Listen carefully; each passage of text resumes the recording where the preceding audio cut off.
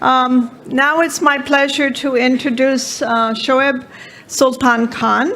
He's a pioneer of rural development programs in Pakistan, but his influence is felt everywhere, including, of course, India. He established the Aga Khan Rural Support Program in 1982, and it morphed and transformed and expanded into the National Rural Support Program around a decade later. And the program, the RSP, targets poverty-stricken villages and engages local communities in development programs with a focus really on community organization and mobilization.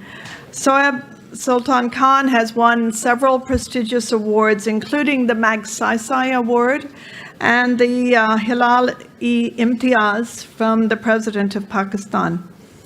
In 1995, as an advisor to UNDP, under its South Asia Poverty Alleviation Program, he brought his concepts and methods from Pakistan to India, to Andhra Pradesh in particular. On a personal note again, my son Greg Chen, an HKS graduate, alumnus, used to work with AKRSP in northern Pakistan and knows Shoaib Sahib quite well. So it is a great personal pleasure to welcome Shoaib Sultan Khan to Harvard and to this conference. Please.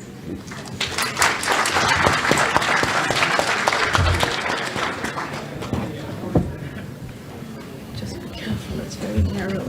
Okay.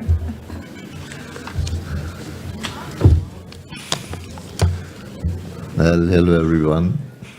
Thank you very much, Professor Chen, for the nice introduction.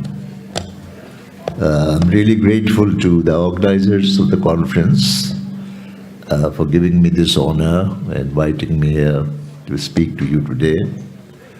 And I know it's especially my friend Rajshekhar who must have engineered it, but I'm grateful to him.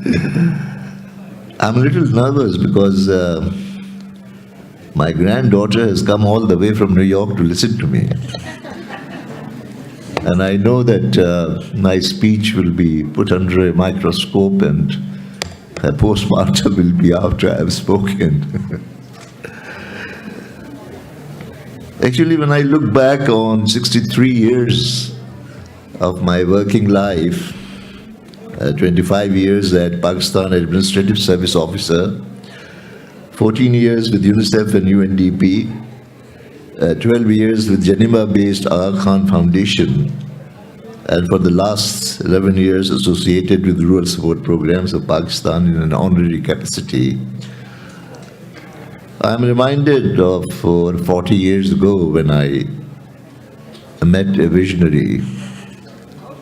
This morning somebody was asking me, one of the students, that how do you get a vision? And I had no vision. My vision was to join the administrative service, and I had got it, and I thought that, well, that was the end of my ambition. And he was also in the Indian civil service, ICS, which was supposed to be the steel framework of the British Empire. But he resigned. And he resigned not because he was against the colonial administration. He resigned, he told me, because he found that they had no answer to rural poverty. And this was when he was serving in Bengal, and famine happened there. And in fact, he wrote at one place that what my sneering friends dismissed as my charisma was an acquired skill, a skill acquired after a long period of apprenticeship under British, Gandhian, and American masters. A skill further sharpened by the study of many successful models in other countries, Germany, Japan, Yugoslavia, China, India, and Israel. I never felt ashamed of long and multiple discipleship. I never pretended to be an original thinker. And what great man he was that when he died, I received a letter from Nobel laureate Professor Yunus, and I quote, "It is not enough to say that he was a great man. He was one of the great human beings of the past century. He was so much ahead of everybody else that he was considered a misfit and not appreciated for his greatness." Why? But we have a lot to discover and a whole lot to learn from him. Dr. Hamid Khan taught me the theory of how to help the subsistence holders, comprising principles which he said he had learned from what happened in the world over centuries and how poor came out of poverty. And he particularly used to mention Raiffeisen, who in 1849 used to, although he himself was a mayor of a small principality in Germany, but he would collect the subsistence holders, the poor, and would say that you are being crushed by three giants. And who were those three giants in 1849 in Germany? The landlord, the moneylender, and the shopkeeper. So these three principles, he said, which means that the poor have to fulfill certain obligations before anything can be done for them, which is individually they can't do much. They have to get organized. And not only get organized, but they have to find a competent and honest leader amongst themselves to run the organization. Secondly, capital is power. And unless they generate their own capital through discipline of savings, they will never be financially viable. And thirdly, he would say that you have this innate potential in you to do things better, to get out of the situation that you are in. And like what Michelangelo used to say when his David was praised, that I have done nothing. David was already in the marble. I simply removed the superfluous material. And that's what his belief was, Dr. Hamid Khan's, that every poor woman, every poor man has that potential. Unfortunately for me, in 1991, a SARC heads of state set up a commission called Independent Commission for Poverty Alleviation. And I had by then completed about 10 years of implementing the Aga Khan Rural Support Program. The AKRSP had only two objectives: that the income of the million people who lived there should be doubled, and there should be also a replicable model developed. And they asked the World Bank that every 5 years they should come and assess the Aga Khan Rural Support Program. In the first assessment after 5 years, the World Bank said that the first 4 years of this program are the missed 4 years of all World Bank funded programs, because the World Bank adopted a blueprint approach, whereas this program had a process approach. So I was very happy that whatever I had learned from Dr. Hamid Khan was really being endorsed by the bank. And after 10 years when they came and assessed, they said that in real terms, the income of the million people had more than doubled. Now, having this being done by the World Bank, I was then on the global scene. And the commission, the Independent South Asia Commission, of which Abid was also a member, Ata, they made an overarching recommendation that these three principles, which they dubbed as social mobilization, that should be the centerpiece for all poverty reduction strategies of South Asian countries. And this recommendation was presented in 1993 at Dhaka to the SAARC summit. And I don't know whether the heads of states understood what it was, but they fully endorsed it. And obviously did nothing. But World Bank convened a workshop on that report. And in that workshop, there was a representative from UNDP, New York, and he approached me and asked me that would I be willing to be a senior advisor to a South Asia poverty alleviation program. And I said that, well, there are 6 countries involved besides Pakistan, but I can try, because I knew that I had this theory of development which has already proved to be effective. And this is why I'm obsessed with social mobilization, because I've seen this happening everywhere, wherever it has been implemented. And the results have been the same. And obviously, for 12 years I had experienced and witnessed the miracle of social mobilization in northern areas of Pakistan. I remember when I used to go to the villagers and ask them that, look, nothing can be done unless and until you do these obligations you have to fulfill. And they would say, we are so poor. How are we going to save money? How are we going to do this? But we said that if you want a collaboration with the program, you have to fulfill these 3 conditions. And I tell you that these micro-investment plans which the people made, the organized communities, it was their plan. No one had imposed it on them. This was grassroots planning. Grassroots planning is not telling the people what outside planners feel is good for the rural poor, but what the poor feel that they can do, and it is good for them.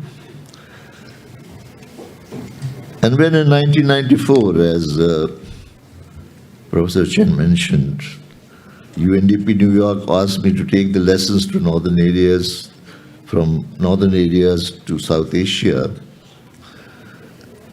I knew that the problems of the poor are the same wherever they may be. Their handicaps and deprivations are the same. Similarly, the theory of development is equally applicable irrespective of country, religion, caste, or politics. In 8 years of my sojourn under the SAPAP, South Asia Poverty Alleviation Program, through Bangladesh, India, Maldives, Nepal, and Sri Lanka, I did not come across a single community which was unwilling. I also found no dearth of honest and competent local leaders, which I felt was the real social capital of the community. SAPAP undertook demonstration pilots, because that's all that we could do. UNDP didn't have very deep pockets. In Maldives, an atoll of 14,000 population was considered an FFT unit, whereas in India, I was advised to take a demonstration comprising 10 million people. I argued it does not matter how big an area is selected, because, like the Chinese proverb, a journey of 1,000 miles begins with the first step. We wasted 1 year in experimenting and adopting a campaign mode till I went to my friend Venugopal, who was the principal secretary to the Prime Minister, and said that I don't think we'll get anywhere with this approach. And then he found an IAS officer called K. Raju. I brought him to Gilgit to see what communities can do, because the main thing was, how do we convince that the people have potential, the people can do so many things. And that's, after that, I didn't have to argue with anyone. They were totally convinced that what communities can do and what they had achieved. Even in the northern areas, they had tunneled mountains and gone over. So 1995 in India, when I met the groups of women, they were earning no more than 5 rupees a day weeding the farmers' fields. And last time when I was invited by Rajshekhar to go there, I found that they can access as much money as possible. The Vice President of the World Bank once asked me, is there any country where what you have done in Pakistan can be done? I said, why don't you come with me to Andhra Pradesh? So she came and spent 5 days with me, going to villages. And then she wrote to me, and I quote, I have just returned to Washington and did not want my time to pass on before sending you a note of deep appreciation for making my dream visit to Andhra Pradesh possible. Every time I visit South Asia, I learn and grow as a professional. But the visit to India with you was extraordinarily in many ways. I gained invaluable insights into foundations of poverty alleviation as an economist and a development banker. I feel I also grew a little wiser, perhaps, as a human being. That fire in my belly is definitely back again, and so are the stars in my eyes. It was one of those trips I wished never to end, and felt as if I lived 1,000 lives now that it has ended. I do not know how to thank you enough. Thank you all the same from the bottom of my heart. And I have taken to an area where I'm so happy. Vijay Bharti, she's the one who had brought about this miracle. But ultimate appreciation that I got was really when the Indian Minister for Rural Development, Mr. Jairam Ramesh, in a preface which was of a biography written by an Australian on me, and Mr. Jairam Ramesh said, Shoaib Sultan Khan pioneered the concept through his landmark Aga Khan Rural Support Program in Pakistan. With the support of UNDP, he introduced the concept of poverty reduction through community organizations through South Asia Poverty Alleviation Program in India. The pilot initiative of SEPAP led to a full-fledged program based on the principles of development through community organization under the Society for Elimination of Rural Poverty in Andhra Pradesh. And with support of World Bank, the project has seen the journey of over 10 million organized households from despair to hope, from diffidence to confidence, from subjugation to empowerment in last decade. The spirit of community empowerment has continued to thrive in India since then, and thus has much to benefit from Shoaib Khan's vision and efforts. I know it's too exaggerated, but getting this from the minister, it was really very something which really was most inspiring for me. Thank you very much.